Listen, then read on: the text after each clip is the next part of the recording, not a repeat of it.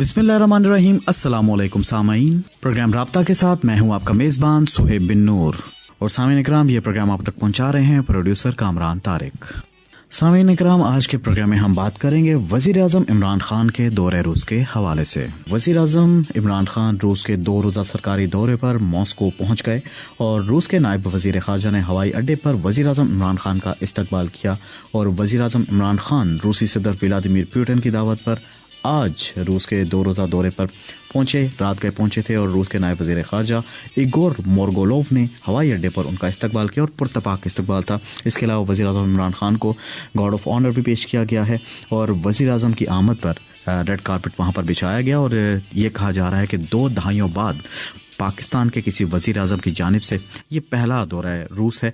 और अब हम देख रहे हैं कि नए टाइज़ हमारे डेवलप हो रहे हैं। इससे पहले हमने देखा कि वज़ीर आज़म इमरान खान ने बाकायदा तौर पे रूस के एक निजी टीवी चैनल को इंटरव्यू भी दिया और जिसमें उनका कहना था कि हम किसी भी ब्लॉक का हिस्सा नहीं हैं। हम चाहते हैं कि रूस में जो इस वक्त तनाव है ख़ासतौर पर यूक्रेन के मामले पर, उसमें भी एक अमन के साथ सेटलमेंट हो। इसके अलावा उनका ये भी कहना था कि हम चाहते हैं कि जितने भी ममालिक हैं उनके साथ अपनी शराकतदारी को यकीनी बनाएं और एक बैलेंस के साथ, एक मसावी ताल्लुक के साथ हम आगे बढ़ सकें। और एक सवाल के जवाब में उनका ये भी कहना था कि यूक्रेन के मामले पे हम यही चाहते हैं कि दोनों ममालिक अमन के साथ आगे बढ़ें, मुज़ाकरात के ज़रिए आगे बढ़ें। और अगर ऐसा करेंगे तो इसमें खित्ते का भी मुफाद है और इसमें दोनों ममालिक का भी मुफाद है। और हम अगर बात करें रूस के साथ शराकतदारी की तो कई ऐसे प्रोजेक्ट्स हैं जिसमें रूस पाकिस्तान की मुआवनत भी कर रहा है।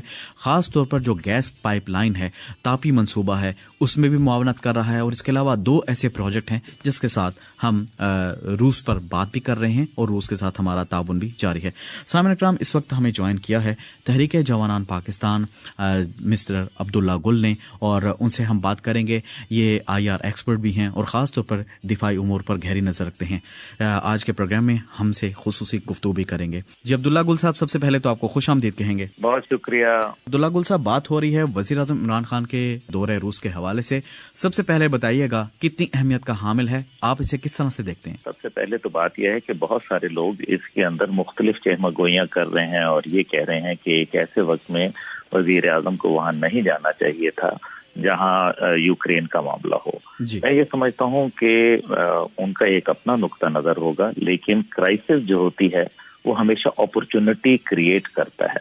और हमें ये याद रखना चाहिए है कि जब हम पाकिस्तान ने जब चीन को गले लगाया था और चीन के पास तब गया था जब कोई उसके पास जाने के लिए तैयार नहीं था, तो आज तक वो दोस्ती जो है चीन जो है वो निभाता है। उसके बरक्स मगरिब जो है वो हमेशा आपको एक वक्त के तौर पर, एक स्ट्रेटेजिक पार्टनर के तौर पर इस्तेमाल करता है और जब उसकी स्ट्रेटेजी तब्दील होती है तो उसके नतीजे में वो आपको खैर बात कह देता है। रूस एक ऐसा मुल्क है जिसने जिसके साथ भी दोस्ती का हाथ बढ़ाया है और दिल से उसको जो है वो उन्होंने कबूल किया है और वो उसके परमानेंट फ्रेंड्स कहलाते हैं, ना कि उसके जो है वो स्ट्रेटेजिक पार्टनर। तो यकीनन पाकिस्तान के वज़ीर आज़म साहब का ये जो दौरा है ये इंतहाई अहमियत का हामिल है। और जिस तरह से उनको खुश आमदीद कहा गया, रेड कारपेट वेलकम दिया गया, तीनों मुसल्लह अफवाज के दस्ते वहाँ जो है वो खड़े हुए थे, और मैं समझता हूँ कि ये एक बहुत खुश आइंद है। ये बाइस फ़ख्र है पाकिस्तान के लिए, बाइस इफ्तिखार है। और पाकिस्तान एक ऐसा मुल्क है जिसकी वजह से दुनिया को बहुत ज्यादा परेशानियां लाहक होना शुरू हो गई हैं, क्योंकि पाकिस्तान एक न्यूक्लियर रियासत भी है और एक खित्ते के उस हिस्से में बैठा हुआ है जहां पूरी दुनिया के मसाइल जो हैं वो जन्म लेते हैं और वहां से ही मामलात ठीक भी होते हैं। तो पाकिस्तान के पास वो चाबी है कि अगर वो चाहे और अपने कार्ड सही प्ले करे तो मेरे ख्याल में इस दौरे के बहुत मस्बत और बहुत दूररस नताइज जो है वो हासिल हो सकते हैं, जिसमें दिफाई अमूर और हमारी जो एनर्जी शॉर्टेजेस हैं उनका भी मदावा हो सकता है, क्योंकि रूस जो है वो एक ऑयल प्रोड्यूसर कंट्री भी है। रूस के पास तेल और गैस के अलावा जो टिम्बर के ज़खायर हैं वो बहुत हैं, मादनियात हैं, मालामाल है मादनियात से, और फिर उसके पास जो इसी तरीके से जो दिफाई टेक्नोलॉजी है वो भी उसके पास मौजूद है। अभी हमने हालिया देखा कि जिस तरह से S-400 और S-500 मिसाइल जो हैं उन्होंने भारत के साथ किए और दुनिया में उनका तहलका है उन मिसाइल्स का। इसी तरीके से पिछले साल हमें Mi-35 हेलीकॉप्टर हेलीकॉप्टर जो है वो रूस की जानिब से 3 आए और पाकिस्तान के जो दौरे के ऊपर उनके वजीर खारजा आए, उससे हमने देखा कि बहुत बर्फ पिघली और शंघाई कॉरपोरेशन ऑर्गेनाइजेशन जो है वो अब मुझे ऐसा लगता है कि यूनाइटेड नेशन का नेमुल बदल बनता जा रहा है, क्योंकि बहरहाल दुनिया के 42% इलाके के ऊपर शंघाई कॉरपोरेशन ऑर्गेनाइजेशन, जिसको एससीओ के नाम से जानते हैं, एससीओ 47% इलाका दुनिया का बनता है और दुनिया की 42% जो मईशत है वो इनके कंट्रोल के अंदर है।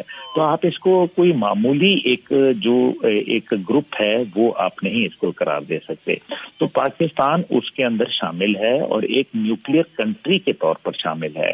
और जब हमारी जॉइंट मिलिट्री एक्सरसाइजेज हुई रूस के साथ और इसी तरीके से हमारे दीगर अमूर के ऊपर जो है वो दस्तखत हुए और हमारे दिफाई अमूर के ऊपर मामलात आगे बढ़े, तो नतीजा ये हुआ कि हम लोग जो है अल्हम्दुलिल्लाह वो जो बर्फ थी जो कि एक जमाने में रूस और अफगानिस्तान के अंदर जब उनकी फोर्सेस वहां डिप्लॉयड थी, उसके बाद जो उठने वाली पाकिस्तान के खिलाफ उनके दिलों में एक जज्बात थे, मेरे ख्याल में वो बहुत हद तक कम हुए। और इसका जो बेहतरीन नतीजा निकला वो निकला जब वजीर आजम साहब चीन के दौरे पे गए। बात तो तय हुई भी थी, लेकिन चीन के दौरे, चीन ने एक बहुत बड़ा किरदार अदा किया पुल बांधने का जो मॉस्को और बीजिंग और पाकिस्तान के दरमियान में है।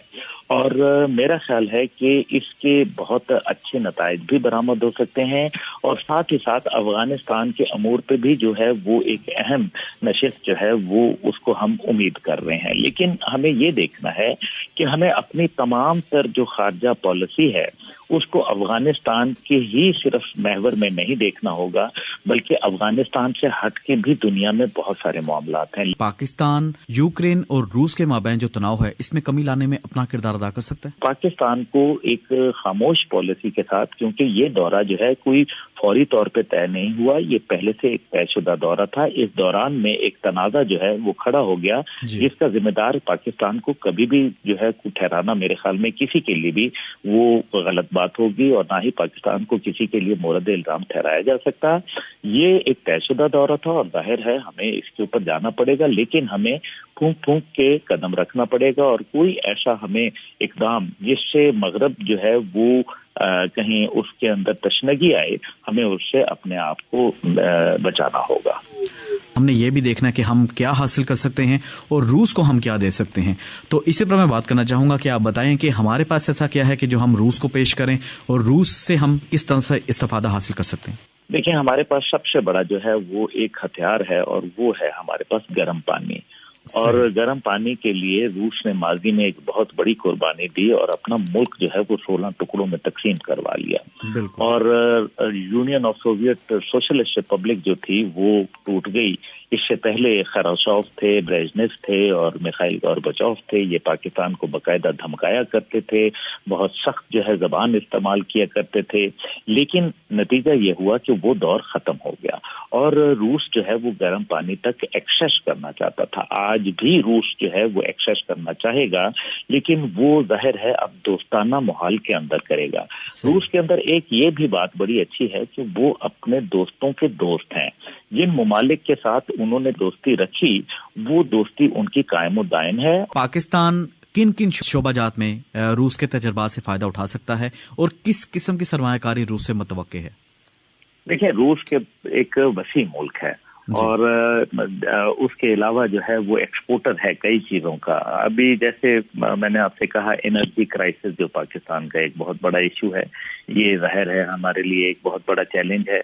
और दूसरी बात यह है कि हमने एक पूरा इलाका, एक इतना बड़ा मुल्क, उससे हमने किनारा किया हुआ था। ये जो फील्ड ऑफ जैसे स्पुतनिक जो उन्होंने मेडिसिन है उसका भी अंदिया दिया हुआ है कि वो यहाँ पाकिस्तान में उसकी मैन्युफैक्चरिंग करना चाहते हैं। और मेडिसिन के अंदर बहुत बड़ा रूस, देखे ना, रूस एक दुनिया है, उसकी ऑटोमोबाइल इंडस्ट्री है, उसके पास जो है वो एरोनॉटिक्स की इंडस्ट्री है, उसके पास जो है स्काई के अंदर जो है वो जाने के, चांद पे जाने के और उसके जो खलाई मिशन हैं उसके अंदर हमारे बहुत, मेरे ख्याल में सैटेलाइट्स हैं उनकी, हमें जो है वो बेहतर सैटेलाइट की सहूलियात जिसके अंदर ज़ाहिर है टेलीकम्युनिकेशन है, दीगर है, हमने इतने अरसे से 7 दहाइयों से इस पूरे खित्ते को जो है वो जिसको कहते हैं ना कि एक दरवाजा लगाया हुआ था, उसके ऊपर एक गेट बंद किया हुआ था, तो ये खुलने का टाइम है। आप जब तक मॉस्को नहीं पहुंचेंगे आप एक बहुत बड़ी जो मईशत है, एक बहुत बड़ी हकीकत है, आप उससे जो है वो मेरे ख्याल है कि महरूम रहेंगे। पाकिस्तान और रूस का मुस्तकबिल आप क्या देख रहे हैं? एक कमेंट आपका इस पे भी चाहूंगा। बेहतरीन, मेरा ख्याल है कि इसके अलावा मेरे पास अल्फाज नहीं है। बेहतरीन इंशाअल्लाह ताला मुस्तकबिल है। जी बहुत बहुत शुक्रिया। अब्दुल्ला गुल साहब हमारे साथ मौजूद थे। इससे पहले चीन का दौरा वो काफ़ी ज़्यादा कामयाब रहा और अब रूस का दौरा है, इस पर भी काफ़ी ज़्यादा इंशाल्लाह हम कामयाबियां समेट रहे हैं और आगे भी समेटते रहेंगे और दोनों ममालिक के माबैन ताल्लुकात मज़ीद मुस्तहकम भी होंगे, मज़ीद मजबूत भी होंगे। जूं हम अपडेट वॉल्यूम बढ़ाते जाएंगे उसी तरह हम इंशाल्लाह आगे बढ़ते जाएंगे। उम्मीद है कि यूक्रेन और रूस के तनाव में कमी लाने में पाकिस्तान अपना कलीदी किरदार अदा करेगा। सामईन इकराम, ये था आज का राब्ता प्रोग्राम और मैं था आपका मेज़बान सुहेब बिन नूर। प्रोग्राम आप तक पहुंचा रहे थे प्रोड्यूसर कामरान तारिक। अपना आप बहुत बहुत ख्याल रखिएगा। अल्लाह हाफिज।